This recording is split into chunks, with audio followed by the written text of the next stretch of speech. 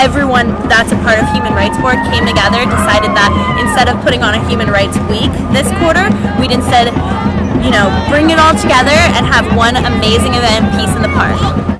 How are you feeling? Good. Very peaceful. Peace in the Park. It's a beautiful day. Yes, it is. In the late 1960s, there were 2 third world strikes taking place in the Bay Area. One was at San Francisco State College and the other was at UC Berkeley. San Francisco State College had the longest student strike in U.S. history. 5 months the students were on strike, from November of 1968 until March of 1969. At its height, guess what percentage of the students were on strike? What would you think might be possible? Throw them out. 60. Oh, okay. 80%. I mean, it's hard for me, I will tell you, it's hard for me to imagine a strike taking place on our campus with 80% of students participating. Faculty participated, classes were closed, and there was a lot of teaching and learning going on outside the classroom. Picketing, mobilizing for change, and a lot of education about what was happening in the political economy and what they wanted education to look like. Gross inequalities, right, where the government bails out Wall Street and then there's nothing left for Main Street, then there's nothing left for our schools, there aren't jobs, people are losing their homes, and there is now entered into the mainstream. This kind of discussion was in the alternative circles for a long time. It's not original, it's not new, but it's been opened up to mainstream media and mainstream discussions, and that's really important.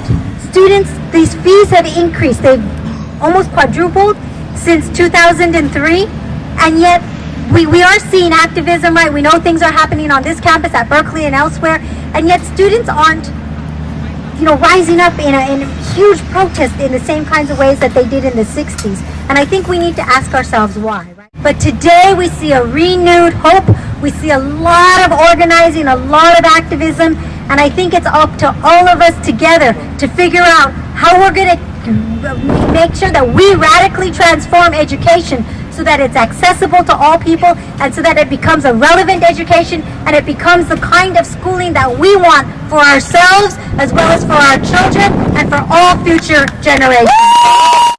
Of course, we're next to the building that occupies where, there was a major legendary battle back 30 years ago between UCSB students and what was then the LAPD, which used to control Isla Vista. So there's a long history of UC students being at the forefront of protests. I'm glad to see it was a bit of a quiet period that went on, and then suddenly it's kind of exploded back into life, which is basically give a shout out today, right as we're speaking. It is now about midnight in Tahrir Square in Cairo. This is a shirt from the Egyptian Revolution, right? And as we speak, there is a battle going on right now between approximately 10,000 youth movement activists and police that are trying to evict them. What is it about police violence that makes these kind of protest movements jump scale in terms of visibility? And how does one, in a sense, respond to a police confrontation in a way that strengthens the movement rather than undermines it? I really just want to take a moment to reflect upon what a beautiful space we've created here today. Can we just don't take what you've learned today just to confine to this space, because we need to create lasting exponential change, and that's what we're starting, that's what we're continuing to do right here.